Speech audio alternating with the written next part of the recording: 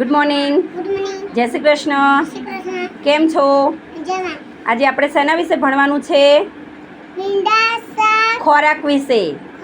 તમે સવારમાં ઉઠો છો તે સાંજ સુધી શું શું ખાવ છો એ તમે મને કહો. શું શું ખાવ છો? ઉઠીને તમે શું કરો છો? બપોરે શું ખાવ છો? સાંજે શું ખાવ છો? મને સમજાવો તો. શું ખાવ છો? ઉઠીને શું કરો? પહેલાં ઉઠો છો ત્યારે શું કરો છો? બ્રશ કરીને પછી શું પીવો છો? ચા દૂધ પીને શું કરશે? નાસ્તો કરો છો? નાસ્તામાં શું ખાવ છો? ભીંડા નાસ્તામાં નહીં ખાવાના. નાસ્તામાં તો મમ્મી પૌવાની એવું કંઈ બનાવે છે. શું બનાવે છે? પૌવા બનાવે છે. ચા દૂધ ને પૌવા ખાસ તું? પછી બપોરે શું ખાસ? શાક. તને કયું શાક ભાવે છે? બીજું કયું શાક ભાવે? રીંગણા બટેટા. પછી બીજું કયું ભાવે? કારેલા ભાવે. વેરી ગુડ, તાલી પાડો. પછી શું ભાવે છે? પછી શું ખાવ છો તમે?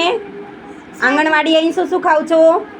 આંગણવાડી ટીચર શું નાસ્તો બનાવે છે રોજ નવો? હે, પછી શું બનાવે છે? Very good. પછી